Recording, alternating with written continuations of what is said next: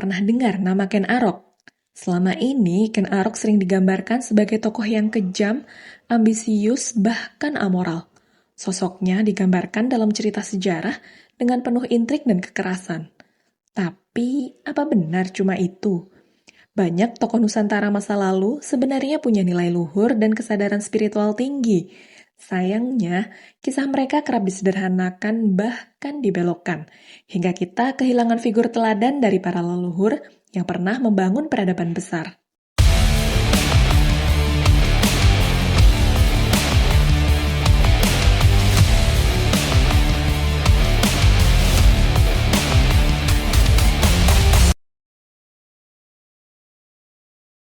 Halo, jumpa kembali di channel Jenius Bangsa. Di video ini kita akan mengulik sosok Ken Arok dari sudut pandang yang jarang dibahas. Bersama Ketua Umum Pusaka Indonesia, Bapak Setio Hadjar Dewantoro, channel Jenius Bangsa mengajak kamu untuk berpikir kritis, membuka sudut pandang baru, melihat sejarah dengan nalar yang lebih jernih. Mari kita simak penjelasannya. Saudara dan saudari semua, selamat berjumpa kembali di dalam channel Jenius Bangsa yang memang didedikasikan untuk mengungkapkan tokoh-tokoh yang jenius yang ada di tanah Nusantara, baik yang hidup di masa kuno maupun hidup di masa modern ketika Nusantara sudah bernama Indonesia. Kali ini kita akan membahas tokoh yang bernama Ken Arok, tokoh yang di pikiran banyak orang sangat kontroversial. Sejauh ini ada dua serat yang seringkali dijadikan rujukan untuk mengungkapkan keberadaan Ken Arok. Satu adalah Negara Ketagama dan yang kedua adalah Pararaton. Problemnya di Negara Ketagama, nama Ken Arok ini tidak ada. Yang ada adalah nama Sri Rajasa Girinata. Yang kedua, ada perbedaan cerita tentang kematian dari beliau. Kalau di Pararaton dinyatakan kematiannya sangat tragis, dia dibunuh. Tetapi kalau di Negara Ketagama tidak ada cerita pembunuhan dari Ken Arok ini. Nah, saya mau bahas ini karena ini memang sesuatu yang penting untuk kita renungkan bersama. Kenapa kok banyak sekali narasi tentang leluhur kita, tentang para pemimpin besar di masa lalu di tanah Nusantara itu selalu dalam nuansa yang peyoratif. Tendensinya adalah mengungkapkan segala keburukan, segala kebrutalan. Saya sejujurnya prihatin ya, karena ini seperti sesuatu yang disengaja dan disebarluaskan dengan sangat masif.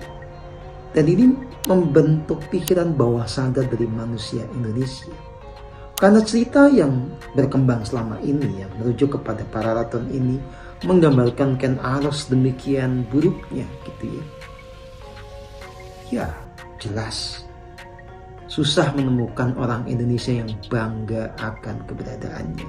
Susah menemukan orang Indonesia yang kemudian punya sikap mau meneladani kejeniusannya Ken Arok.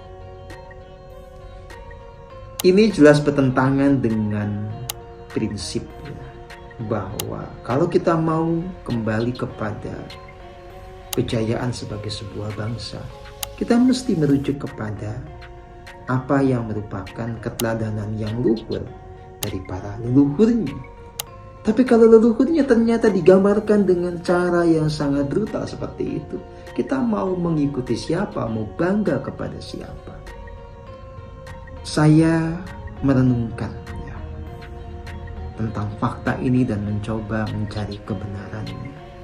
Problematikanya adalah menemukan teks yang konsisten itu tidak gampang. Serat Pararaton juga oleh para ahli ini dianggap semi mitologi, bukan betul-betul cerita sejarah. Masih lebih akurat Negara Ketagama, meskipun tidak semua hal diungkapkan di sana. Maka saya menggunakan pendekatan lain. Ya, saya menyebutnya ini pendekatan spiritual science. Kalau pendekatan rasional empirik itu kan coba melihat bagaimana sejarah yang ada di buku-buku masa lalu, melihat bagaimana bunyi-bunyi dari prasasti gitu ya. Kemudian juga menyimpulkan temuan-temuan arkeologis. Intinya dengan pendekatan begitu kita tidak mendapatkan profil yang sesungguhnya dari Ken Arok. Pendekatan spiritual science menggunakan rasa sejati. Kita menembus yang disebut sebagai kendala ruang dan waktu. Mulai dengan mengenali bagaimana jiwa dari beliau ini. Dari situ saya baru mulai ketemu jawaban. Ken Arok gelarnya adalah Sri Rangga Rajasa Sang Batara Amurwa Bumi. Ini gelar yang sangat agung. Dan memang ada sebuah pernyataan bahwa beliau ini sesungguhnya adalah penitisan dari Sang Hyang Wisnu. Siapa Sang Hyang Wisnu? Sang Hyang Wisnu adalah dewa atau bahkan Mahadewa yang dalam sejarah kemanusiaan itu memang dikenali berulang kali menitis menjadi manusia atau berinkarnasi sebagai manusia. Antara lain menjadi Sri Rama, menjadi Sri Krishna. Pertanyaannya, betulkah beliau ini juga berinkarnasi sebagai Ken Arok? Ini pertanyaan tentu tidak akan bisa dijawab oleh pendekatan rasional empirik. Hanya kalau Anda betul-betul menyelami kehidupan dengan rasa sejati, dengan perangkat kecerdasan ilahiyah yang ada di dalam diri Anda, maka Anda bisa menemukan jawaban. Maka saya menawarkan sebuah cara pandang yang berbeda. Di dalam keheningan saya menemukan Ken Arok sebagai sosok yang agung. Benarlah seperti gelar yang ditasbihkan kepada beliau, Sri Rangga Rajasa Sang Batara Amurwa Bumi.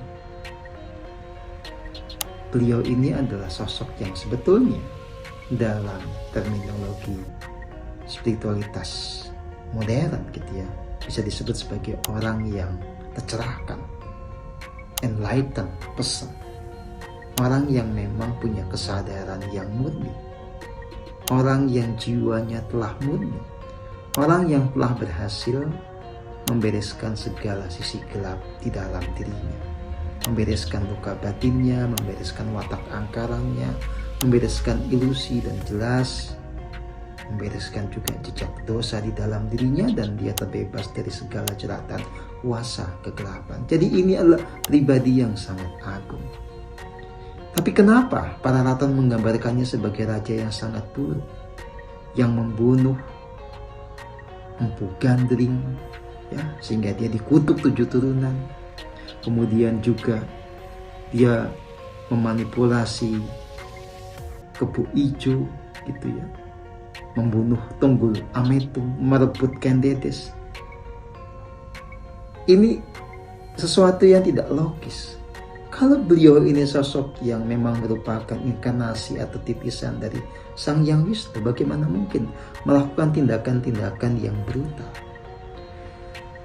Soal dia bisa saja melakukan tindakan tidak sesuai dengan standar moralitas umum itu mungkin saja gitu ya. Tetapi kalau kemudian ada judgment dia adalah raja yang brutal, ya, raja yang memang betul-betul amoral, aneh, ya, aneh sekali.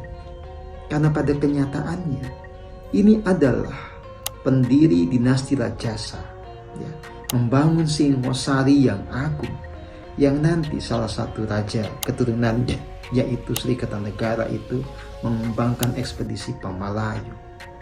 Singasari ini kerajaan besar, punya kekuatan maritim, punya kekuatan militer. Ya. Jadi Singosari adalah salah satu representasi dari Nusantara yang agung di masa lalu. Maka raja, ya, yang betul-betul bisa mendirikan sebuah dinasti yang agung, tentu saja adalah orang yang agung juga. Nah, sekali lagi, lebih logis kalau kita kemudian menyatakan Ken Arok ini sebagai raja yang kalau mengikuti filosofi Jawa itu betul-betul pewahyon. Dia adalah sosok Ratu Pandito. Dia adalah sosok Satrio Pinandito Sinisian Wahyu. Dia mendapatkan kekuasaan bukan karena manipulasi, bukan mengikuti obsesinya ya, yang jelas destruktif, tapi memang dia kewahyuan. Menjadi raja itu adalah sesuatu yang memang sudah merupakan ketetapan semesta, sangat layak sesuai dengan kapasitasnya sebagai orang yang berjiwa murni. Maka kita perlu berpikir lebih terbuka untuk melihat sosok Ken Arok lebih apa adanya, tidak seperti yang diceritakan oleh para ratu, yang bagi saya ini semacam fitnah yang sangat besar gitu ya. Nah, saudara dan saudari, relasi dengan Ken Dedes seperti apa sebenarnya? Kan semua masih ada dalam tabir misteri. Tetapi kalau Anda bertanya kepada saya, dalam sudut pandang spiritualitas, Ken Arok dan Ken Dedes ini adalah pasangan kekasih ilahi. Dua orang yang memang sama-sama berjiwa murni dipertemukan untuk membangun kolaborasi yang agung dilandasi percintaan yang agung. Ini bagian dari sebuah misteri yang diungkapkan di dalam ajaran Tantra. Ken Arok dan Ken Dedes adalah dua orang tantri, penghayat ajaran Tantra yang membawa manusia kepada kemerdekaan atau kebebasan jiwa, membawa manusia untuk terbebas dari yang namanya roda samsara. Dasar dari Tantra adalah laku hening, atau yang kita sebut juga sebagai laku dhyana. Dhyana, hening atau meditasi untuk memulihkan jiwa. Nah, mereka menyatu di dalam sebuah ikatan asmara yang agung, ya, tanpa hasrat yang egoistik, membangun kesatuan maskulin dan feminin kosmik, dan kebersamaan mereka itu melahirkan mahakarya, yaitu Singosari yang agung. Kita ini memang perlu lebih banyak untuk mengenali ajaran-ajaran kuno yang menjadi bingkai dari kebudayaan luhur di masa lalu. Selama ini kita terlalu banyak melihat ajaran-ajaran itu dengan cara yang serampangan, sehingga memproyeksikan segala kebusukan masa kini kepada masa lalu. Kita ini melihat para politisi yang jelek di masa kini membayangkan Ken Arok seperti itu. Jelas ini ketidakadilan karena memang sangat berbeda. Indonesia itu mulai mengalami degradasi kesadaran sejak Majapahit ke sini, ya. Artinya setelah Majapahit itu tumbang, kemudian kekuasaan global ini mencengkeram Indonesia, kesadaran kita memang rontok. Sebelumnya kita adalah negara atau bangsa yang jaya. Kita punya kerajaan-kerajaan besar yang agung, yang luhur. Kita punya kebudayaan yang luhur. Dan itu berarti memang banyak tokoh-tokoh yang istimewa di masa itu. Banyak tokoh yang jenius. Channel ini tidak akan bisa menjawab semua hal sekaligus. Tetapi saya lewat acara ini dengan topik Ken Arok ini mengajak Anda untuk berpikir ulang. Kalau memang kerajaan kita ini keren, kalau memang kita ini adalah bangsa yang luhur, kenapa narasi sejarah sangat busuk? Siapa yang membuat cerita busuk-busuk ini? Jelas, ini sesuatu yang harus kita sikapi dengan cerdas. Kalau kita hanyut di dalam segala narasi yang busuk ini, kita akan cenderung mendiskreditkan leluhur kita. Padahal mereka adalah leluhur agung yang mewariskan tanah Nusantara yang suci ini. Kita yang harus mengenali kembali keagungan di masa lalu. Kita yang harus mengenali Ken Arok yang sungguhnya. Kita harus mengenal bagaimana kualitas jiwa yang agung dari Sri Rajasa, Sang Bathara Amurwa bumi ini.